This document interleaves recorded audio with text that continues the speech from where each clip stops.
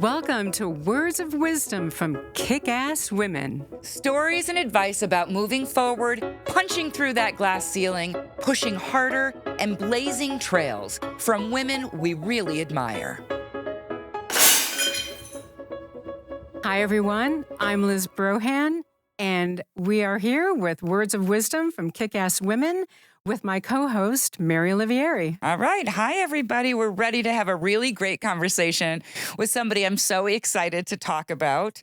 But first, I'm going to ask a question. So, Mary, do you know who Katherine Johnson is? I do now, Liz, thanks to your notes. She is the NASA mathematician who calculated flight paths of rockets, starting with enabling John Glenn to orbit the Earth. Did I get that right? You got it so Okay. right. And I don't know how I put these two thoughts together, but I always thought that if anybody deserved a cool walk-up song, it was Katherine Johnson. So, Mary, what do you think Katherine's walk-up song should be? Okay, so I have to go to Bowie because I love him.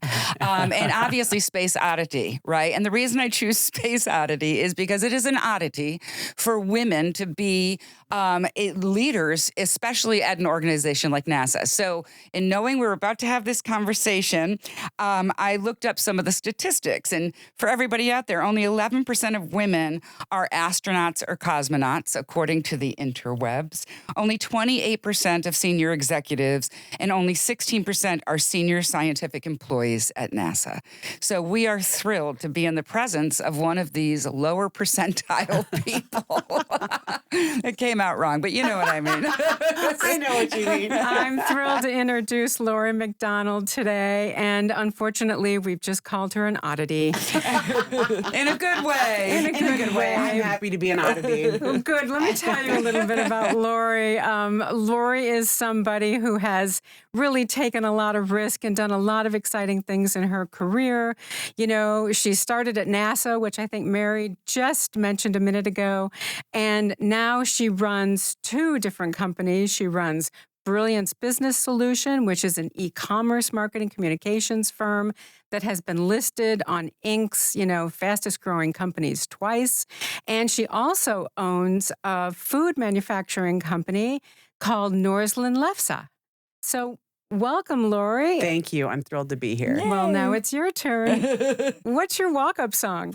What is my walk-up song? I don't know if you know it. It would be $1 Million Baby by Ava Max. And I like dance music. Actually, my husband and I were in ballroom dancing for a bit. So I like dancing. And also it's all about empowerment and self-worth, which I love. I love music about we're worth it. Yeah, right? Exactly. Exactly. Takes me back to my Helen Reddy days. So most women in their lives are never going to accomplish as much as you have already. I mean, it's really quite impressive. I want to find out, we've talked about risk together in the past, but what felt most risky for you in all of these roles? Which one do you feel was like the hardest thing, as a woman to really step in and do? Oh, there are many. Yeah. I think about one. So I started Brilliance Business Solutions when I met my husband at NASA, actually. Oh, And cool. he eventually went to work for Rockwell Automation. And I was working at NASA in Houston, Texas. He was working at Rockwell out of a field office. And then he had a promotion to Rockwell's headquarters in Milwaukee. And so we came to Milwaukee in 1998. I was trying to figure out what could be as cool as space. And I decided to start a web development company. That's how Brilliance got started. So I started Brilliance while he was working at Rockwell. And his job was really paying the bills, paying for a home. And we were growing, but growing kind of slowly. And honestly, I wasn't paying myself in the business. I hired some other people, but wasn't paying myself. And eventually, I went to meet with a business coach who I kind of thought the idea of a business coach seemed a bit like a scam. Like I figured if you pay them enough money, they'll tell you whatever you want to hear. But I was wrong. It was a really good thing. And when I sat down with the business coach, they said to me, "Is this a business or a hobby?" And because I was explaining to them that we had seen some good success, but I wasn't paying myself. And they said, "Well, that sounds like a hobby." And I was so offended, and yet they said to me, "Well, what do you want?" which I think is a really interesting question. And I think just taking a step back, I think a lot of times, speaking for myself, but I think for women in general, we're not necessarily good at either knowing what we want or naming what we want. Oh, So I that like can that, be naming what we want. Yep. And so like being asked, what do you want? And then I was able to say, I said, I want to be able to pay myself. I want my husband to leave his job and come work with me. I want to be in an office space, which is funny. But at the time, our business was in our home and I wanted to move into office Makes space, sense. right? Makes And sense. so Yep. anyway, he said, well, what would have to be true? And I said, well, I'd have to I'd have to charge more money and no one would ever pay it. And he said, is that a fact or a belief? And I was like, man, he's right. Oh, I have to pop in here with the fact or belief because it's so interesting how as a woman and women, often we limit ourselves based on lack of data and just this like, oh, I believe that to be true without actually seeing the facts. So I love that you said that. Absolutely. Yes. And so I realized he was right. And so he said, what needs to happen in order for your husband to quit his job and come work with you? And we made a plan. And so that when you asked me about that was a scary moment to say that his job that is actually paying for our mortgage and all the things, it was kind of like this burn the ships moment. We didn't do it all at once, but we made a plan of what was going to need to happen. We raised our prices at Brilliance. People paid them generally. We lost a few over the years, but we also looked at what do we need to do to create the value that people would expect with that. And my husband leaving Brilliance or leaving Rockwell and coming to work with me gave us the ability to, for him to lead our development team so that I could be freed up to go do other things. And so that was just to do almost everything else is what I'm guessing, right? I mean, well, we've grown over the years. So progressively, I've let go of more and more responsibility, and now which enabled me to go, buy a food manufacturing company now. So, but yeah, there's been a lot of lessons in risk in that process. And a business coach once said to me, one of the things business coaches are great at is asking you questions. Is it a fact like a or a therapist? belief? Yeah. One of the questions they asked me was, what would you do if you weren't afraid?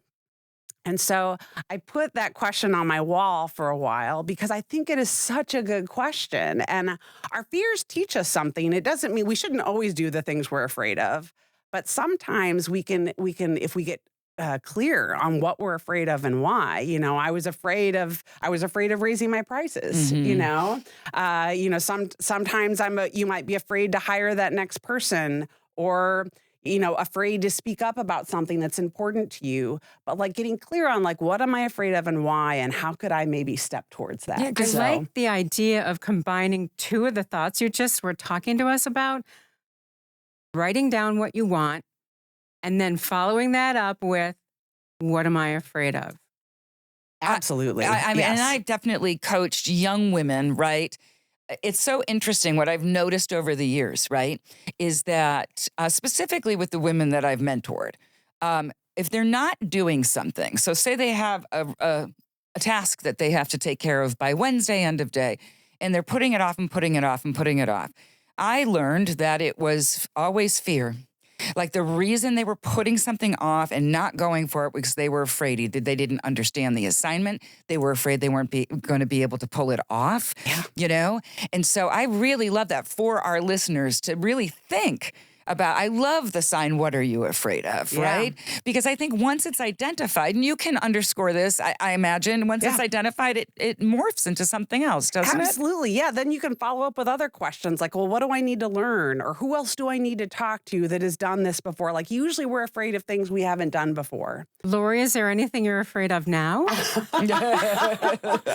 I think we're all always afraid. I'm always afraid of failure, right? And even in that, I realize that in failure, there is learning. And I remind myself of how many, and I remind myself of the ways that things may have felt like failures in the past, but what I've learned from them and gone on to do more things. So that is never the end, I think. And so, another practice that, I've been in business for a while. So there have been some hard times in business, times when things don't go the way you want. And another practice that has been helpful to me is to write down every day 3 things I'm thankful for.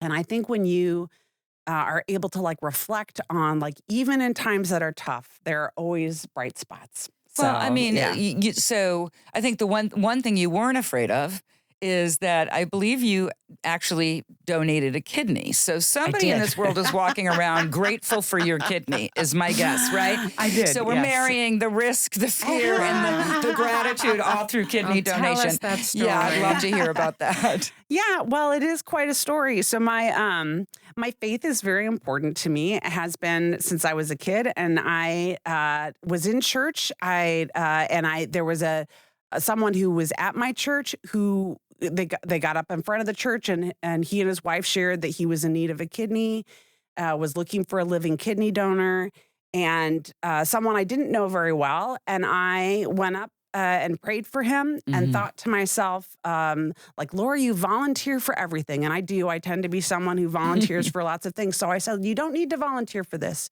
You can pray for him. You know that other people are looking to help him out. There were several other people who said they wanted to go get tested to see if they could be a kidney donor. And so I didn't pursue it. And months went by.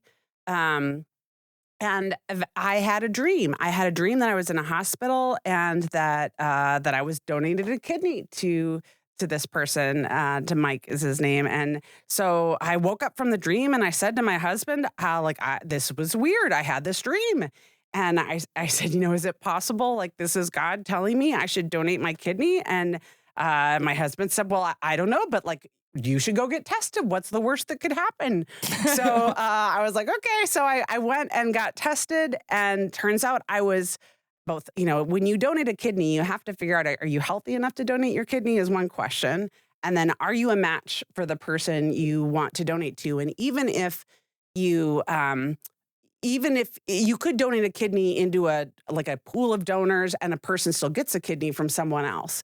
But in this case, I was a match for Mike specifically. Oh, wow.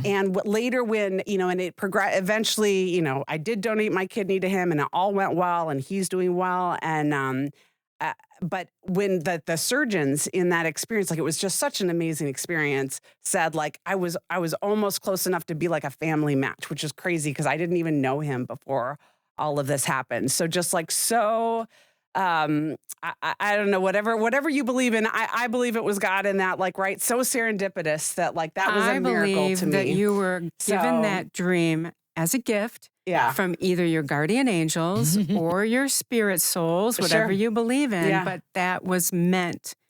It was meant to be. Yeah. And so also I think about when we think about like risk or, I reflect back on times like that for me. Like when I think about I'm about to do something else that is scary, I remind myself, well, you did that other thing that was scary.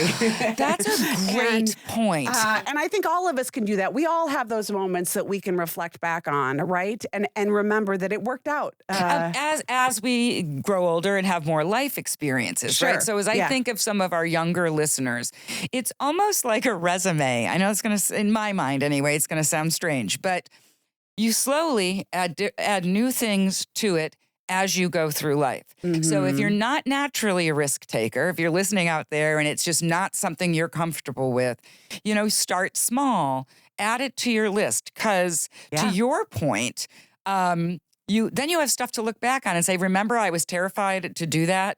Well, I did it. Here were the outcomes, good and bad. Yes. But I did it.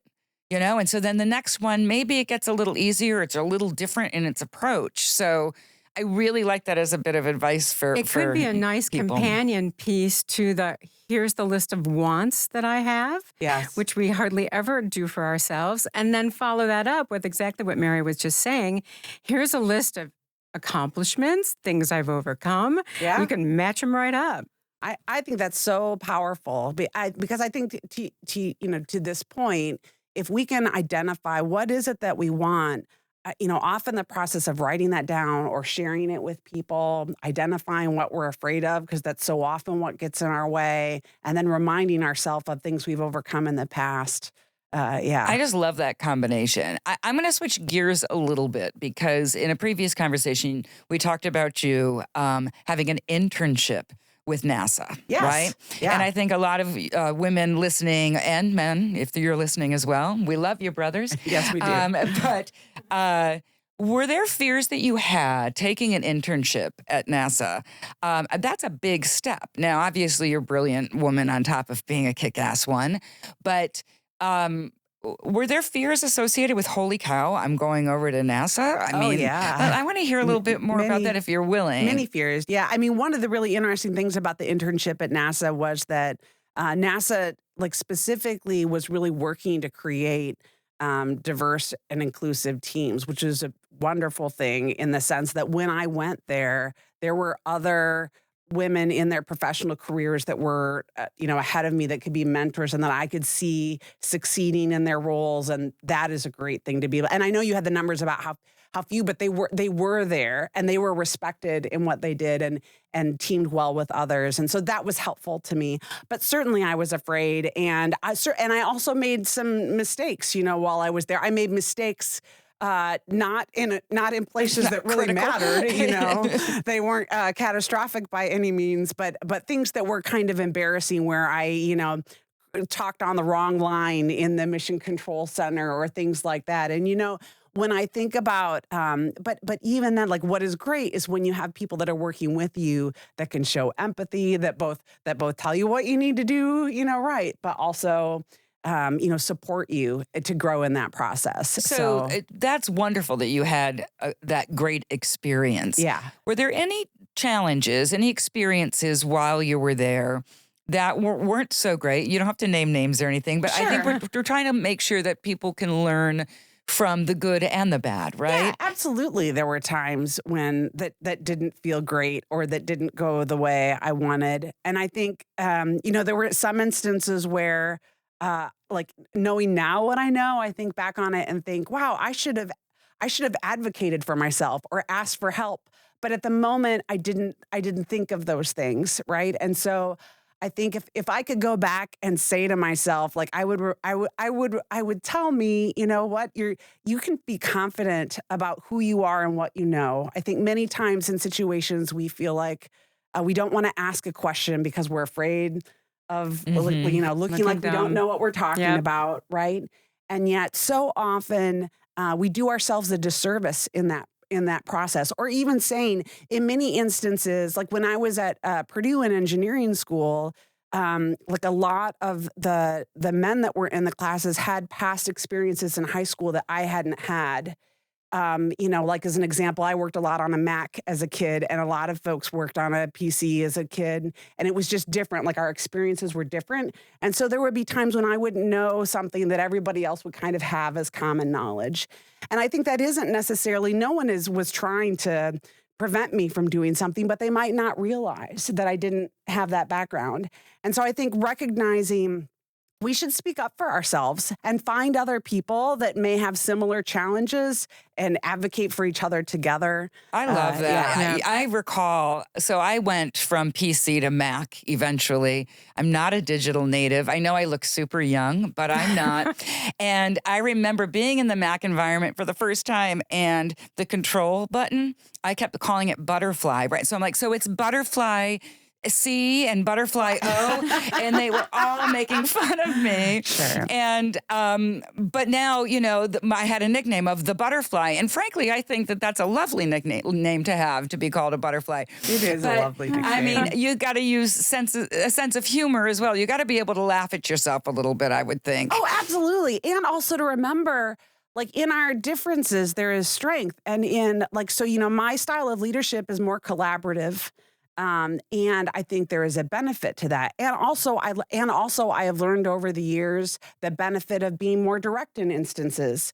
And so I think both recognizing that the way I am naturally is a gift to people and seeing how that plays out, but also saying, how can I learn to adapt into other leadership styles when it's helpful? How can I learn from other people that do things differently? I love the adaptation part because we all do, we evolve, we morph. Yeah. So let's fast forward a little bit. You've told us so many wonderful stories. How does that translate to owning a food manufacturing company? It's always stretching yourself a little bit, I think, that right? had to be a fear. It was a fear because it was something brand new that I hadn't done before. It was, and so, it was a process of identifying, what am I afraid of? What could go wrong? Modeling out the different, the things what are my assumptions headed into this? What do I need to test out as a part of the process? And then also looking at, I think oftentimes for women and just people in society in general, we all have a lot on our plate. And so when we go to take on something new, when we look to buy Norland and Lefe, I knew I was going to have to not do some other things that I had been doing. And so that was a conversation we had with the Brilliance team is, okay, if we're going to go do this, like at the time, I was still Brilliance's sales engineer. I was, when you're in a small business, you don't just do one thing, you do several. Many hats, right? wear many hats. And so it was a matter of saying, okay, how do I hand off these other things I've been doing so that I can go focus on this?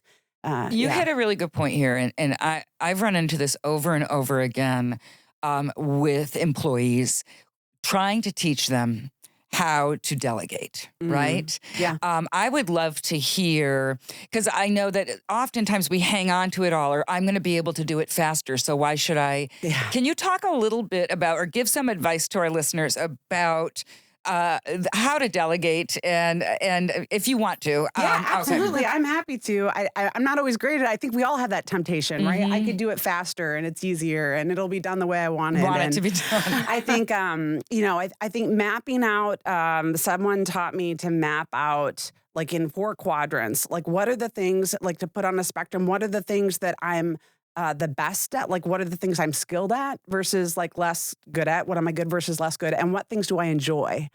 And so if you can try and focus on like keeping the things, ideally you keep the things that you enjoy and you're good at, and you delegate the others. Love that. Right? That's a great piece of advice. No, because it's actionable. It's actual homework. You should all go out and do this.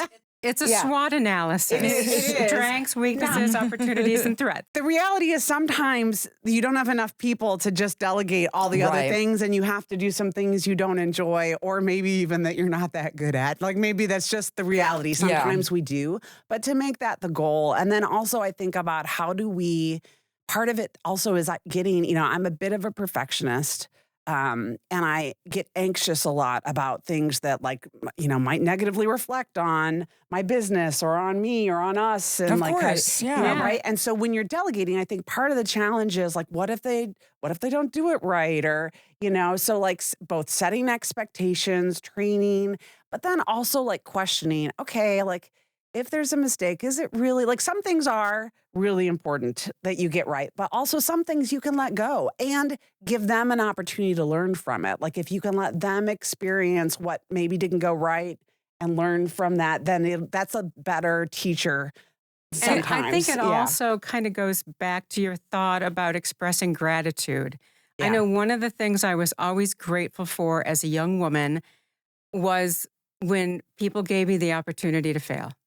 Absolutely. It was priceless. Yeah. Yeah. And I know that that's tricky, right? In our world, you're under a lot of pressure to perform. Sometimes we don't have the time, or the budget to allow for that to happen. Yeah. I think the idea here, though, is if you're fostering a culture that allows people to fail. And I just, again, I love that quadrant because I'm a visual person, so I'm thinking about that as well.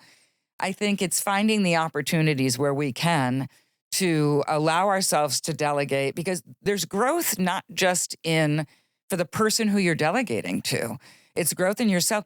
Yeah. Like you said, you had to free up once you purchased the Lefe company. Thank you.